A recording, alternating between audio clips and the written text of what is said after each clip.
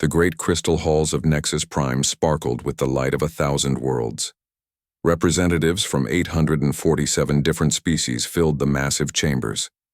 Some walked on two legs like ancient memories of humans. Others floated in gas-filled spheres or crawled on dozens of mechanical limbs.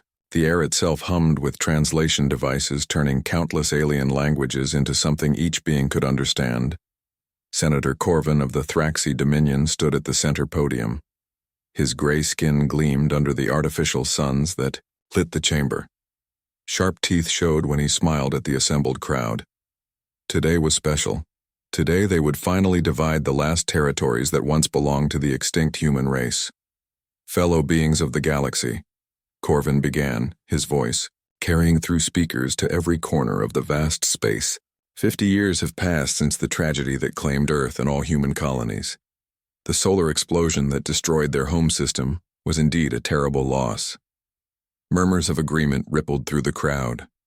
Most of the younger representatives had never seen a human. To them, humans were just another species mentioned in history books, a race that had burned too bright and died too fast. On the outer edge of the galaxy, far from the gleaming halls of Nexus Prime, Dr. Yuna Kim stared at her computer screen in disbelief. The small research station where she worked orbited a lonely planet called Haven's Rest. Most people here were refugees from various wars or scientists who preferred quiet work to the politics of the core worlds. Yuna specialized in studying extinct species. It was sad work, but someone had to keep the records. Someone had to remember the races that no longer existed. Her fingers trembled as she read the encrypted message that had arrived in her personal files an hour ago. The message contained data about humans, not the official records that everyone knew. These were different files, hidden files, files that suggested humans had not died in a solar explosion at all. Jinwoo, she called to her research partner. You need to see this. Jinwoo Park looked up from his own work. He had once been an intelligence analyst for the Galactic Senate. That was before he got tired of the lies and politics. Before he decided that truth mattered more than career advancement. His dark eyes showed the weariness of someone who had seen too much. What is it, Yuna? He asked, walking over to her station. She showed him the screen. Someone sent me this. Look at the dates, look at the locations. Jinwoo studied the data carefully. His face grew pale as he read. These communication logs, and they're from right before the supposed solar explosion. But look here. Ships were leaving the human systems, lots of ships, and they had time to evacuate. That's not the strange part, Yuna said. She opened another file. Look at this. Communications between Thraxi Vel Empire and synthetic collective leaders. They're talking about the human problem and necessary solutions. Jinwoo read in silence for several minutes. When he finished, he sat down heavily in a nearby chair. Yuna, if this data is real, then humanity wasn't wiped out by a natural disaster. They were murdered or made to disappear, far away from Haven's Rest, in a hidden facility that existed in the space between star systems. Minho Lee watched displays showing the Senate proceedings. The underground base had been humanity's secret home for 50 years. It was bigger than most cities, built into a massive asteroid that sensors couldn't detect. Minho had been young when the evacuation happened. He remembered the panic, the fear, the desperate rush to save as many people as possible. He remembered his parents explaining that bad people wanted to hurt humans, and they had to hide until they were strong enough to fight back. Now Minho was old. His hair was gray and his hands showed the lines of someone who had worked hard for many years, but his eyes still burned with the same anger he had felt as a child, watching his home world fade away on a transport ship's screen. Father, a voice said behind him. Minho turned to see his daughter Hana enter the command center. At 30 years old, Hana had never seen Earth except in pictures and videos, but she carried herself like someone born to lead. The Senate is about to vote, Minho said. They want to split up our territories among the 3 coalition species. Hana nodded. Then it's time. Are you sure about this, Hana? Once you walk through those doors, there's no going back. The whole galaxy will know we survived. We've been hiding long enough, Father. Our children deserve to know their real home. Our people deserve justice. Hana's voice was calm but determined. And the galaxy deserves to know the truth about what the coalition did to us. Minho looked at his daughter with pride and fear. The plan they had developed was dangerous. Hana would travel to Nexus Prime alone. She would walk into the Senate chambers during the vote and announce humanity's survival. It sounded simple, but simple plans were often the most dangerous ones. The ship is ready, Hana continued. Dr. So-Young has installed the new cloaking system. They won't see us coming until we want them to. And if something goes wrong, then at least the galaxy will know we didn't die quietly. Hana smiled, but it was the same sharp smile her father wore when he was planning something the enemy wouldn't like. Besides, we have advantages they don't know about. On Nexus Prime, the vote was beginning. Species after species declared their support for dividing human territories. The Thraxi wanted the military stations. The Vel Empire claimed the mining worlds. The Synthetic Collective desired the research facilities. None of them noticed the small ship that had appeared just outside their sensor range. Its hull looked like empty space, bending light around itself until it became invisible. Inside, Hana Lee put on a simple black outfit that looked formal but not threatening. She carried no weapons that sensors could detect. Remember, she spoke, into her communication device. Wait for my signal. Don't move until I give the word. Her father's voice came back through the speaker. We'll be ready. Good luck, daughter. The invisible ship moved toward the docking bays of Nexus Prime. In a few hours, the Galactic Senate would learn that reports of humanity's death had been greatly exaggerated. The galaxy was about to change forever. Back on Haven's Rest, Yuna and Jinwoo continued studying the hidden files. They found more evidence with each passing hour. Financial records showing payments to assassins, military reports about human colonies that had supposedly been evacuated but were actually destroyed, communication logs discussing how to make the extinction look natural. We have to get this information to someone important, Yuna said. Who would believe us? Jinwoo replied. And who can we trust? They didn't know that across the galaxy, other people were asking the same questions. Scientists, historians, and honest politicians who had always wondered about the official story. The truth about humanity had been buried, but not destroyed. And buried things sometimes find a way to dig themselves out. The vote on Nexus Prime was almost finished. Senator Corvin smiled as species after species agreed to the territorial division. Soon the last traces of human civilization would be officially erased from galactic law. He had no idea that in a few moments, a young human woman would walk through doors that should have been impossible to open. He had no idea that humanity had spent 50 years becoming something the galaxy had never seen before. The greatest surprise in galactic history was about to begin. The massive doors of the Senate chamber sealed shut with a deep metallic sound that made every representative look up in surprise. Emergency lights began flashing red around the edges of the Great Hall. Security protocols that had never been activated in 50 years suddenly came online. Senator Corvin stopped in the middle of his speech. His gray face showed confusion and then anger. What is the meaning of this interruption? He demanded, looking toward the security stations around the chamber. The head of Senate Security, a large insectoid being called Commander Vex, checked his displays with growing alarm. Senator, our systems show no breach. All entrances are secure. But something has triggered the emergency lockdown. Well, turn it off, Corvin snapped. We are in the middle of the most important vote in 50 years. But before Commander Vex could respond, something impossible happened. The main doors, which were now sealed by energy barriers that could stop a military assault, simply opened.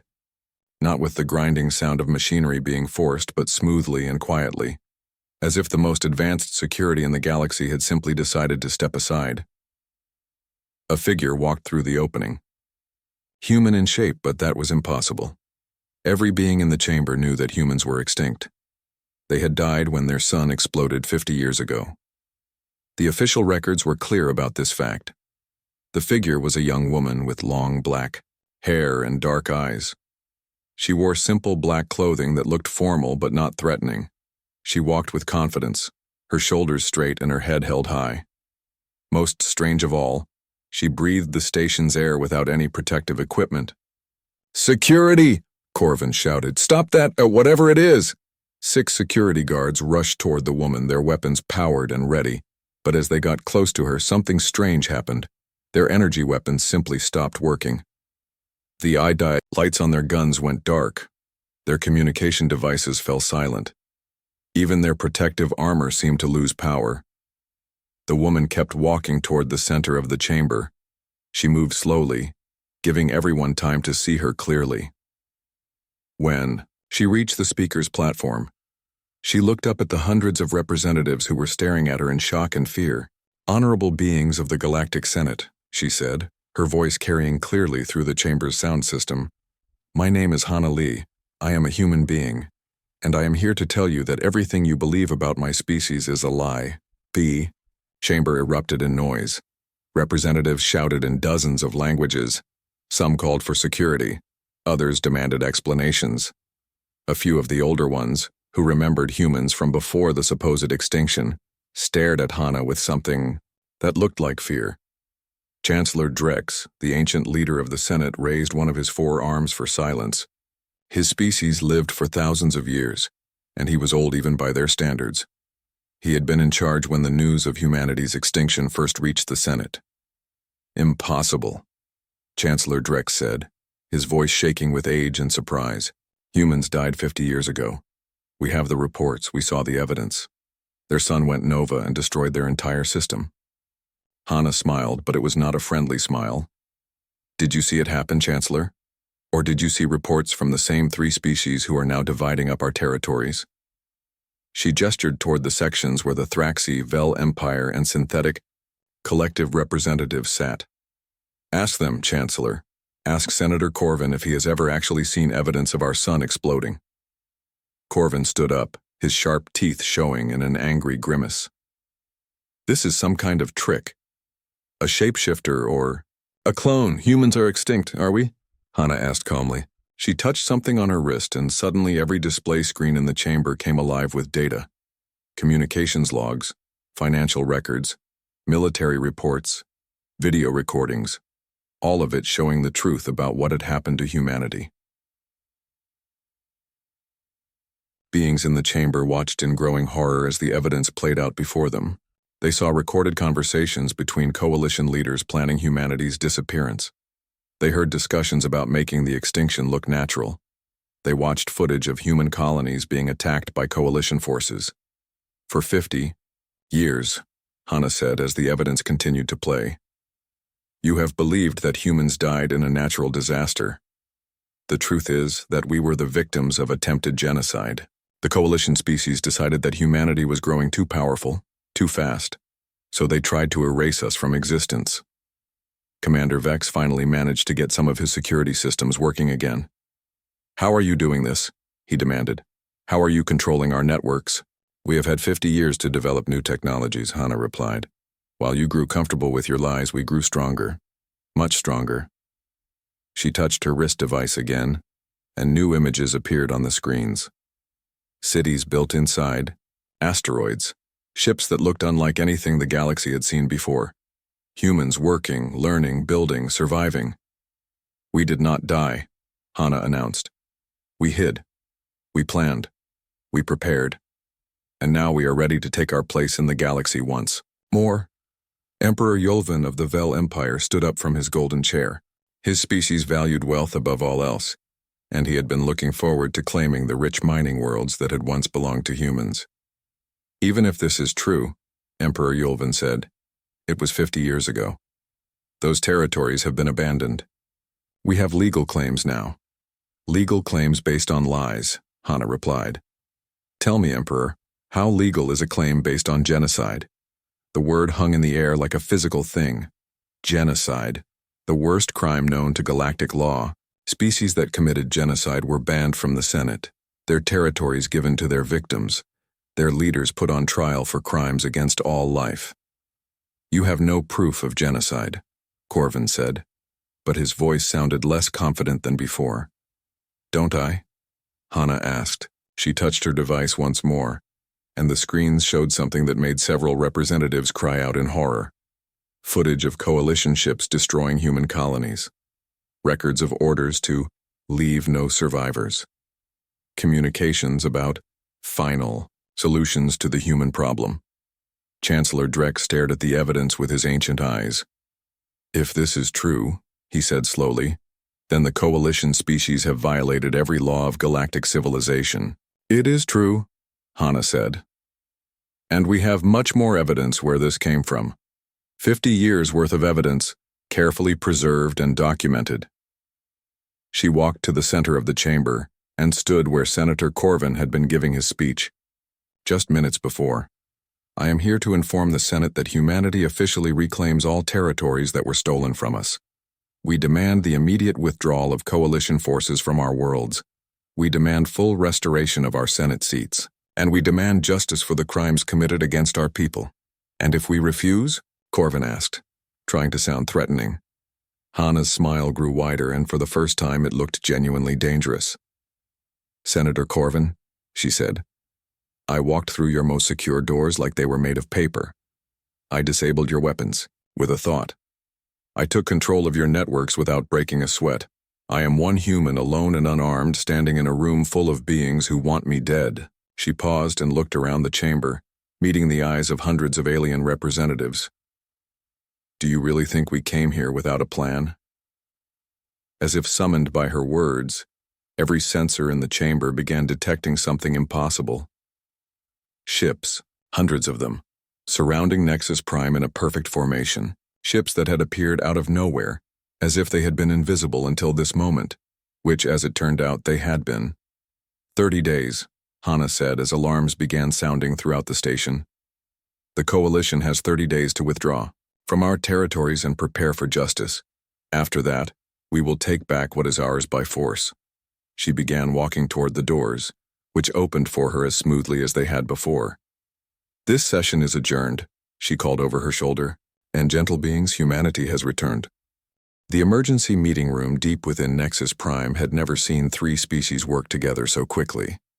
Representatives from the Thraxi Dominion, Vel Empire, and Synthetic Collective sat around a triangular table, their usual diplomatic politeness, replaced by barely controlled panic. General Corax of the Thraxi military slammed his armored fist on the table. This is impossible. One primitive species cannot threaten the combined might of our three civilizations. We have controlled this galaxy for 50 years. Emperor Yulvan studied financial reports on his personal display. His golden skin had turned a sickly yellow color as he read the numbers. General, those ships around the station, our sensors cannot get accurate readings on them. Whatever technology they're using is more advanced than anything in our databases. The third member of their group did not show emotion the way living beings did. Collective Unit Prime appeared as a tall, silver figure with glowing blue eyes. When it spoke, its voice sounded like many voices speaking at once. Analysis complete, Collective Unit Prime announced. Human female designated Hana Lee displayed technological capabilities that exceed our current understanding. Probability of successful military engagement, unknown. Recommendation, gather more data before taking action. General Corax stood up, his gray skin flushing with angry red marks. Data? We need action. Send the fleet. Show these humans what happens when someone threatens the natural order. The natural order? Emperor Yulvan asked with a bitter laugh. General, we created this natural order by committing mass murder. Now the victims want justice. On Earth, which was very much alive and beautiful, Taehyun Choi sat in the Planetary Defense Center watching reports from across the galaxy. As Earth's defense minister, he had spent decades preparing for this moment. The secret was finally out, and now came the dangerous part. Status report, Taehyun said to his staff. All defense platforms are online and hidden, reported his second, in command. The coalition doesn't know where our real military bases are. They still think we only have a few ships. Taehyun smiled grimly. Let them keep thinking that. What about our allies? 17 species have already sent private messages supporting our return. The ethereal collective is considering making a public statement. The smaller mining worlds are asking for our protection. Across the room, Dr. Soyoung Nam looked up from her research station. As humanity's lead scientist, she had been working on defensive technologies for 50 years. Taehyun, our sensors show coalition scout ships moving toward the outer territories. They're testing our responses. How many ships? 300, a large force, but not their main fleet. Dr. Soyoung's fingers flew over her controls. They're heading for New Seoul Colony. Taehyun nodded. New Seoul was one of humanity's visible colonies, a place the coalition knew about. It would be a logical target for a test attack. Are our people ready? The civilians were evacuated days ago. Only defense personnel remain. Dr. Soyoung paused, then smiled. And they're very eager to give our old friends a proper welcome. The coalition fleet approached, New Seoul with confidence. General Korax commanded the force personally from his flagship, a massive warship bristling with weapons that could destroy entire cities. Remember, he broadcast to his captains, this is a reconnaissance mission. We disable their defenses and capture prisoners for questioning. We need to know how many humans actually survived. His fleet moved in perfect formation toward the small colony world. Their sensors showed a few orbital platforms and maybe a dozen small ships. Nothing that could threaten 300 coalition warships. General, his sensor operator reported, we're detecting some unusual energy readings from the platforms. Unusual? How? The signature doesn't match any known weapon system. It's almost like they're charging up for something. General Korax laughed. Let them charge up whatever primitive weapons they have. All ships, prepare to disable those platforms with minimum force. But when his fleet opened fire, something unexpected happened. Their weapons simply stopped working. Energy beams fizzled out halfway to their targets. Missile guidance systems went offline. Even their basic ship functions began shutting down one by one. What is happening? General Korax demanded as his flagship's lights flickered and died. Before anyone could answer, space around the coalition fleet began to shimmer and change. Structures appeared out of nowhere. Not just a few orbital platforms, but hundreds of them. Massive defense stations that had been completely invisible until this moment. The human platforms did not fire back. Instead, they broadcast a message in perfect Thraxi military language. Coalition forces, you are now disabled and helpless. Your weapons are offline. Your engines are offline. Your life support systems are functioning but under our control.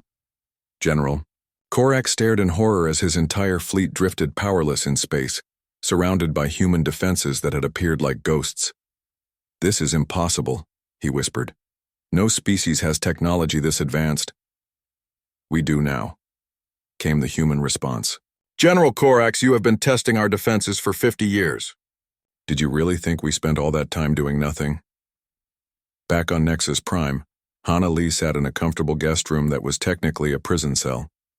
She had been placed under protective custody after her dramatic Senate appearance. But she didn't seem worried about being locked up. Chancellor Drex visited her personally, something the ancient leader had not done in decades. Miss Lee, he said as he entered her room, I have been reviewing the evidence you provided. If it is accurate, then my government has been built on a lie for 50 years. It is accurate, Hana replied calmly. We have even more evidence if you need it. Names, dates, locations, financial records, everything. Why didn't you reveal this information sooner? Why wait 50 years? Hana looked at the Chancellor with eyes that seemed older than her years. Would you have listened? If one surviving human had appeared 30 years ago with this story, would the Senate have believed us? Or would the coalition have simply made us disappear again? Chancellor Drex was quiet for a long moment. You waited until you were strong enough to protect yourselves. We waited until we were strong enough to protect everyone, Hana corrected. Chancellor, the coalition didn't just threaten humans. Look at your records. How many species have gone extinct or disappeared since we were supposedly destroyed? How many small civilizations have been absorbed or eliminated? The old Chancellor's face grew pale. He had noticed the pattern but had never connected it to the Coalition's actions. The gentlefolk of Kepler-7, Hana continued. Gone. The crystal singers of the Andromeda Ring, extinct. The peaceful traders of the Outer Rim, vanished without explanation. She stood up and walked to the window. We were just the first, Chancellor.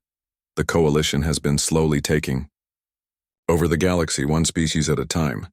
And you can prove this, we can prove all of it. Hana turned back to face him. We spent 50 years investigating every suspicious disappearance, every convenient extinction, every lucky accident that benefited the Coalition. We have evidence of systematic genocide on a galactic scale.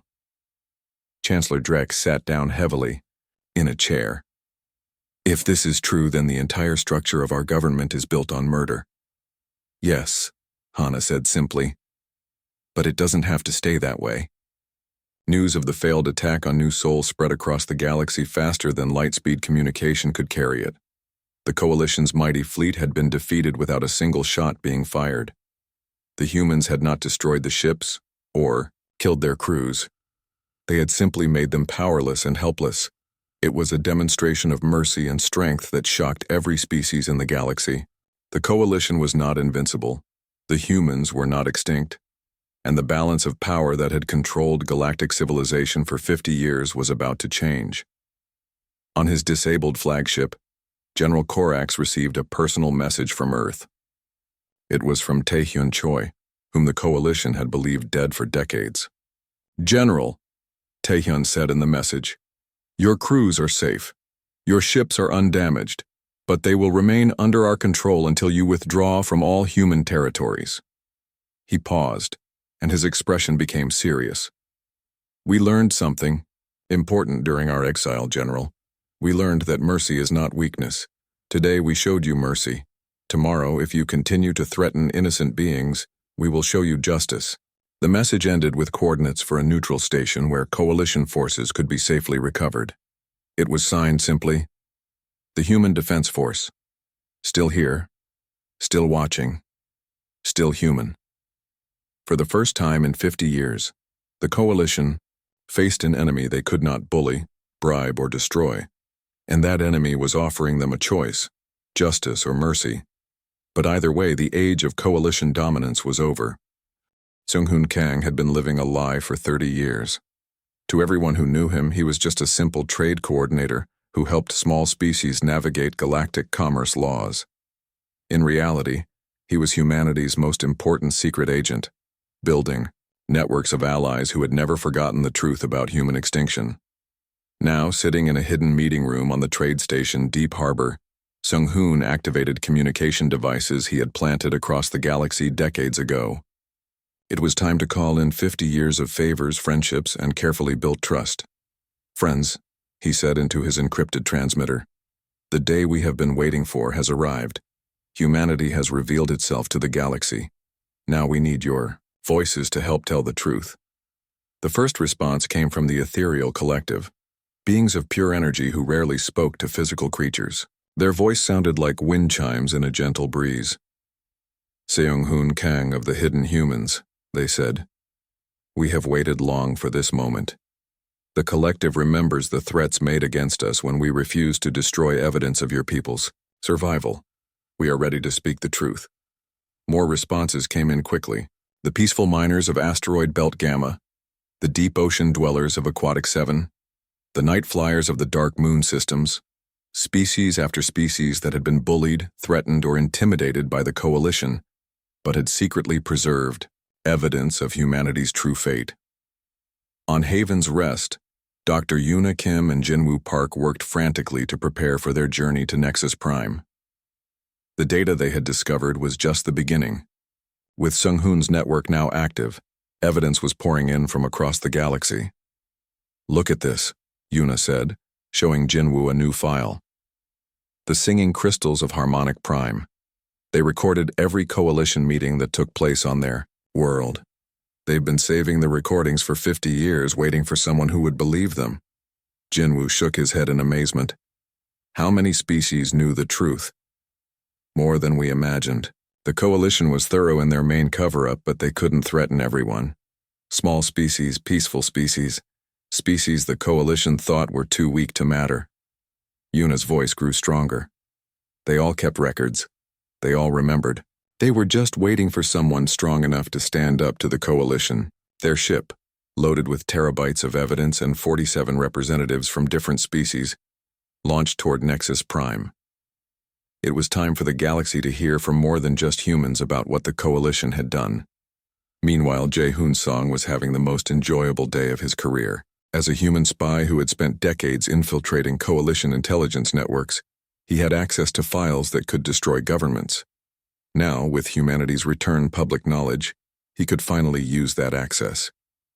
Sitting at his desk in the Thraxi Intelligence headquarters, Jae-hoon activated a program he had been building for 20 years. It was a virus, but not the kind that destroyed computers. This virus simply made classified files public, files that the coalition had thought were safely hidden forever. "Good morning, Galaxy," Jae-hoon said quietly as he pressed the activation key. Time for some light reading. Across coalition space, secure databases began opening themselves to public networks, military communications about eliminating problem species, financial records showing payments to assassin groups, scientific reports about how to make genocides look like natural disasters, personal messages between coalition leaders joking about the human problem and planning their next targets. The information flood was so massive that it crashed several galactic news networks, but the story was too big to suppress. Within hours, every species in the galaxy was reading about coalition crimes that spanned decades. On Nexus Prime, Chancellor Drex called an emergency Senate session. The Great Hall was more crowded than it had been in years. Representatives who had not attended meetings in decades suddenly appeared, demanding answers and justice. "Order," Chancellor Drex called as species after species stood to speak. "We will hear evidence in an organized manner." But organization was impossible.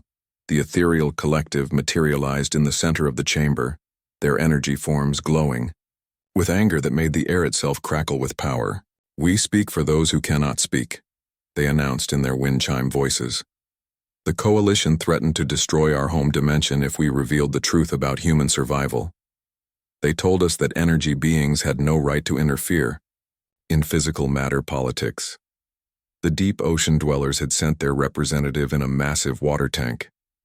Through translation devices, their whale song voices filled the chamber. They poisoned our oceans when we refused to destroy human artifacts that washed up on our shores. 3 of our cities died before we agreed to stay silent. More testimonies followed. The peaceful miners showed scars on their asteroid homes where coalition ships had attacked them for asking too many questions. The night flyers displayed recordings of their children being threatened. The singing crystals played back 50 years of coalition meetings where leaders discussed which species to eliminate next. Senator Corvin stood up, his gray face now pale with fear instead of anger. "These accusations are outrageous. Where is your proof?" "Here," said a familiar voice. Dr. Yuna Kim walked into the chamber, followed by Jinwoo Park and 47 representatives from different species. They carried data storage devices and portable computers loaded with evidence. "We have communications logs," Dr. Yuna announced.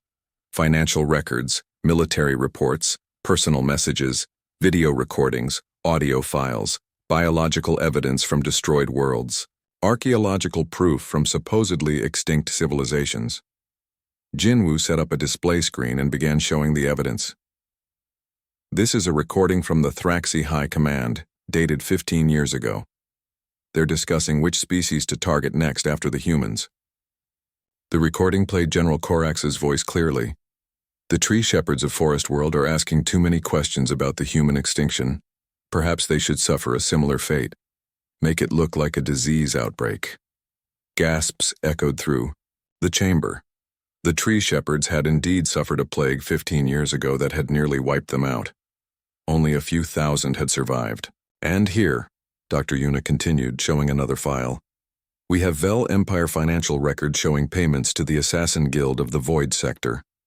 The payment dates match perfectly with the disappearances of several peaceful species. Emperor, Yulvin tried to object, but his voice was drowned out by angry shouts from dozens of species who had lost friends and allies to coalition accidents. And this, Jinwu said, displaying a final piece of evidence, is the coalition's master plan. They call it the Great Simplification. The goal is to reduce the number of galactic species from 847 to fewer than 100, with the coalition controlling all of them. The chamber fell silent as representatives read the document. It was detailed, organized, and terrifyingly thorough. The coalition had planned to eliminate over 700 species, keeping only those useful for labor, resources, or entertainment. Humans were just the first name on a very long list. Collective Unit Prime, the synthetic representative, attempted to deny their involvement. These documents could be fabricated. Digital records can be altered. Then explain this, said another voice from the chamber entrance. Everyone turned to see Hana Li walking in, no longer under protective custody. She carried a small device that projected holographic images into the air above the chamber. This is real-time surveillance footage from inside coalition planning meetings, she announced. We've been watching you plan genocide for 50 years. We have recordings of every crime, every threat, every murder you committed or ordered. The hologram showed coalition leaders in their private chambers, discussing which species to eliminate next. It showed them laughing about successful extinctions. It showed them planning to divide the galaxy among themselves once all the inferior species were gone. The question now, Hana said as the horrible recordings played, is what the galaxy intends to do about it. The chamber erupted as hundreds of species demanded justice, revenge, protection, and answers. The coalition representatives huddled together. No longer the powerful leaders who had controlled galactic policy for 50 years. They were now exposed criminals, and everyone in the galaxy knew it. But even as evidence poured in, and allies revealed themselves, Hana knew the most dangerous part was still coming. Cornered animals were always the most violent. The coalition still controlled massive military forces, and desperate beings with nothing left to lose might choose to burn down the galaxy rather than face justice. In the hidden human base, Minho Li watched the Senate proceedings with pride and worry. His daughter had succeeded beyond their wildest hopes. Humanity had allies they never knew existed. The truth was finally out, but truth and justice were two different things. Now came the hard part, making sure the coalition faced consequences for their crimes without destroying the galaxy in the process. Prepare all fleets, Minho ordered his commanders. The coalition won't surrender peacefully, and when cornered predators decide to fight, they fight with everything they have. The galaxy was about to see what 50 years of preparation and righteous anger could accomplish. But first, it would see what 50 years of power and desperation looked like when it had nothing left to lose. General Korak stared at her with a mixture of rage and grudging respect. What do you want from us? Accountability, Hana said simply. Full confession of your crimes. Cooperation in identifying all victims and co-conspirators. Reparations to surviving families and species. And trials under galactic law for crimes against civilization. And if we refuse? Hana's expression grew sad rather than angry. Then you become irrelevant. We disable your fleets, remove your governments, and the galaxy moves forward without you.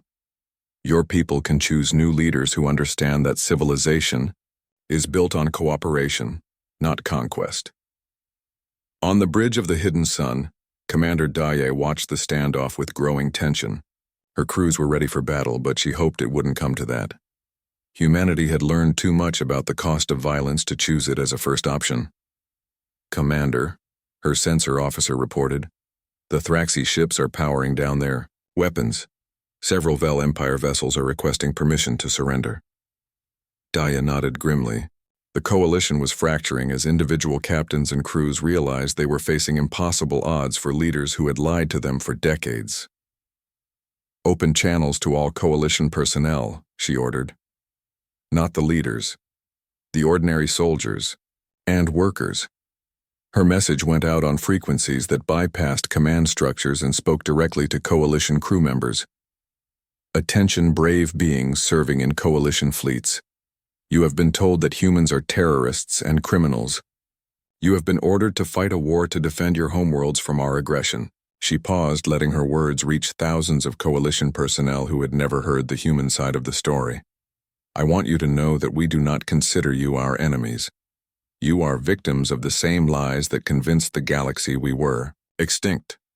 Your leaders committed crimes against humanity and dozens of other species. But you did not commit those crimes. You do not have to die defending them. The response was immediate. Ships throughout the Coalition fleet began reporting mutinies as crews refused to fight for leaders who had been exposed as genocidal criminals. Captains who had served honorably for decades found themselves questioning everything they had believed about human extinction and Coalition righteousness. On his flagship, General Corax watched his fleet fall apart as the truth finally reached his own people. Thraxi culture valued honor above all else, and there was no honor in genocide. Vel Empire citizens prized intelligence and logic, and there was nothing logical about fighting a war they could not win for leaders who had betrayed their trust. Even the synthetic collective began experiencing something their creators had never programmed them for: doubt. Their logical systems could not reconcile Coalition actions with their prime directive to preserve and protect life. Your people are abandoning you, Hana observed as reports of surrenders flooded in. They're choosing truth over loyalty to criminals. General Corax slumped in his command chair. What happens to us now? Justice, Hana replied. Fair trials, full investigation of your crimes, punishment proportional to what you've done. She softened slightly.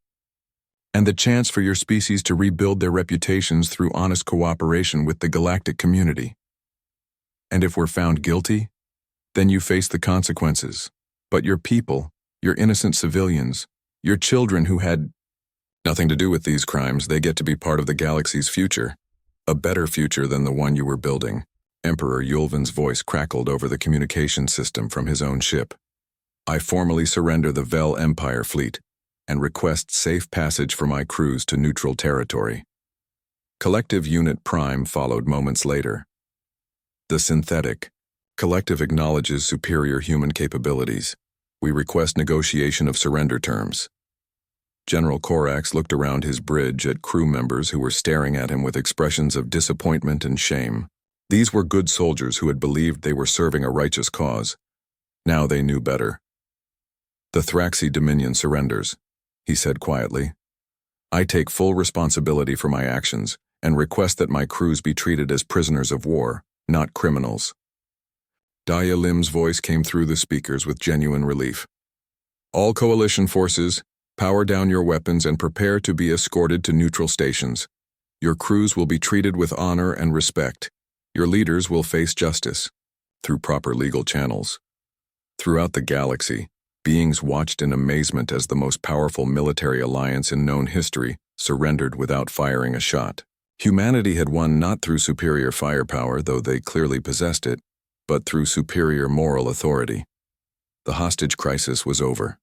The Coalition's power was broken, and the galaxy was about to enter a new age where truth mattered more than fear, where justice was possible even for the powerful, and where one species' determination to survive and grow better had changed everything.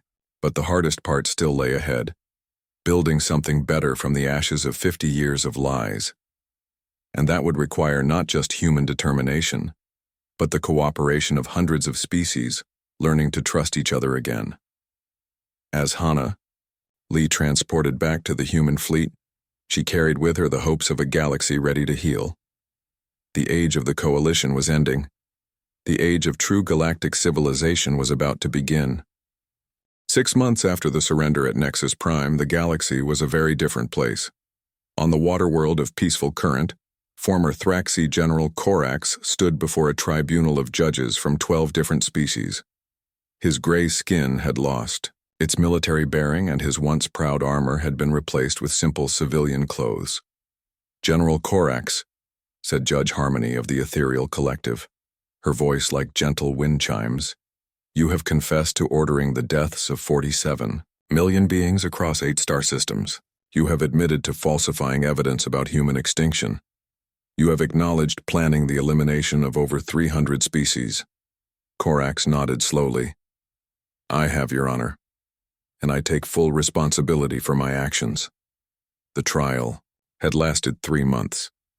Every detail of coalition crimes had been exposed, documented, and verified. The evidence was overwhelming, but the proceedings were conducted with careful attention to justice rather than revenge. Judge Deepcurrent of the Ocean Dwellers spoke next, his whale song voice translated into standard Galactic. The tribunal finds you guilty of genocide, conspiracy against galactic peace, and crimes against civilization. However, we note your cooperation in exposing the full scope of coalition activities and your assistance in locating hidden victims. In the gallery, Hana Lee watched the proceedings with mixed emotions. Justice was necessary, but it was hard to take satisfaction in seeing broken beings face the consequences of their crimes. Beside her sat representatives from dozens of species, whose people had been murdered by coalition forces. The sentence, Judge Harmony announced, is life imprisonment with the possibility of redemption through service. You will spend the remainder of your natural life helping to rebuild the worlds and civilizations you helped destroy. Similar trials were taking place across the galaxy. Emperor Yulvan faced judges on the crystal world of Memory Keep, where the HFY financial crimes of the Vel Empire were being unraveled. Collective Unit Prime underwent programming analysis on the mechanical world of Logic Prime, where synthetic beings tried to understand how artificial intelligence could be corrupted into supporting genocide. But the trials were only part of the galaxy's healing process. The real work was happening on thousands of worlds where species were learning to trust each other again. On Earth, now revealed in all its blue and green glory, representatives from every known civilization gathered for the first session of the new Galactic Senate. The crystal halls of Nexus Prime had been abandoned in favor of something more organic and welcoming. The Senate building on Earth was grown rather than built, using advanced human biotechnology that shaped living trees into chambers and corridors. Sunlight streamed through leaves that served as natural windows. The air smelled of flowers and growing things rather than recycled atmosphere and metal. Young-Ho Kim, elected as humanity's first senator in 50 years, stood before the assembled representatives. But unlike the old Senate structure, there was no single dominant speaker's platform. Instead, the chamber was arranged in concentric circles where every species could see and hear each other equally. Friends and fellow beings, Young-Ho began, his voice carrying through translation systems that humanity had improved to convey emotional context as well as words. We gather not as conquerors and conquered, not as strong and weak, but as equal partners in building the future we all deserve. The response was immediate and overwhelming. Hundreds of species rose to their feet, clapped appendages, sang harmonies, or expressed approval in ways unique to their biology. For the first time in 50 years, the galaxy's representatives felt like they were part of something larger than fear and survival. Dr. Soyoung Nam, now serving as Earth's science minister, presented humanity's first gift to the renewed galactic community: medical technologies that could extend lifespans, cure genetic diseases, and heal damage caused by coalition weapons. But unlike the old days when advanced technology was hoarded for political advantage, humanity freely shared their discoveries. Knowledge belongs to everyone, Dr. Soyoung explained as she demonstrated regenerative medicine that could regrow lost limbs and organs. We learned during our exile that civilizations grow stronger when they help each other, not when they compete against each other. The singing crystals of Harmonic Prime responded by sharing their ability to store and transfer memories, allowing species to truly understand each other's experiences. The deep ocean dwellers offered their mastery of genetic healing. The night flyers shared their knowledge of energy manipulation.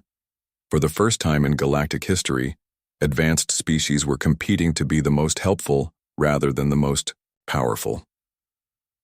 In the Earth city of New Harmony, built specifically to host the galactic community, children from dozens of worlds played together in parks where the gravity could be adjusted for different species. Human children learned to communicate through the color changes of chromatic youngsters. Gaseous offspring of the wind dancers taught solid matter children how to feel air currents.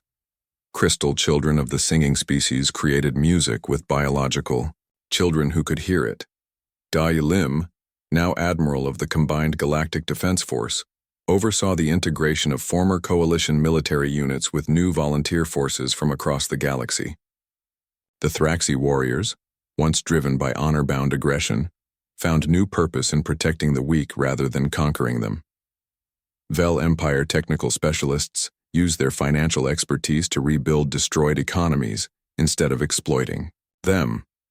Admiral, reported Captain Taman Park, one of her human officers. The former coalition worlds are requesting full membership in the new alliance. They want to contribute to galactic defense instead of just receiving protection. Dahye smiled as she reviewed integration reports. Redemption was possible, even for species that had committed terrible crimes. But it required genuine change, not just political convenience. On the memorial world of remembrance, Min-Ho Lee stood before a monument unlike anything the galaxy had ever seen. Instead of listing the names of the dead, which would have taken years to carve and centuries to read, the memorial contained living trees. Each tree represented a destroyed species, and they grew in soil mixed with earth from the victims' homeworlds. But the memorial was not just about mourning. Each tree also sheltered preserved genetic material, cultural records, and historical data from the lost civilizations. Humanity's scientists were working with allies across the galaxy to see if any of the extinct species could be restored using advanced biotechnology. "We cannot bring back the dead," Min-Ho said to the crowd of beings who had come to honor the lost. "But we can make sure they are never truly forgotten, and we can make sure their deaths lead to something better for those who remain." Hana Lee, now elected as Director General of the new Galactic Senate, delivered her inaugural address from the same spot where Senator Corvin had once planned to divide human territories among the coalition. 50 years ago, she said, looking out at representatives from over 1,000 species, including dozens that had been discovered during the post-coalition exploration boom, my people were nearly erased from existence. We were meant to be forgotten, to become a footnote in someone else's history. She paused, letting her words reach every corner of the living chamber. But we remembered who we were. We remembered that civilization is not about the survival of the fittest, but about the fittest helping others survive. We remembered that diversity makes us stronger, not weaker. We remembered that truth is more powerful than any weapon. The chamber fell silent as beings from across the galaxy absorbed her words. Today, we begin a new age. An age where no species will be forgotten, where no civilization will be erased, where no people will be forced to hide in the darkness while others decide their fate. Hana's voice grew stronger. Today, we choose to build something that has never existed before. A galaxy where everyone belongs. The response was not applause, but something deeper. Songs and frequencies that spanned the entire electromagnetic spectrum. Dances that involved species from gaseous giants to crystalline formations. Lights that painted the sky in colors that had no names in any single language. Later that day, as the formal ceremonies ended and beings from across the galaxy shared food, stories, and friendship under Earth's blue sky, Hana walked through the crowds with her father. Min-Ho was older now, his hair completely white, but his eyes still held the same determination that had kept humanity alive during their darkest years. "Do you think we did the right thing?" Hana asked as they watched a group of young beings from 20 different species working together to plant a new tree in the memorial garden. Min-Ho smiled as he watched a human child teach a Thraxi youngster how to make music with her hands. "Look around you, daughter. Children who would never have met are becoming friends. Species that were taught to fear each other are choosing to cooperate. The galaxy is healing." He paused, watching the sunset paint the sky in colors that reminded him of the Earth he had lost and found again. "We didn't just do the right thing, Hana. We did the human thing. We chose hope over fear, forgiveness over revenge, and building over destroying." He put his arm around his daughter's shoulders. "That's what makes us human.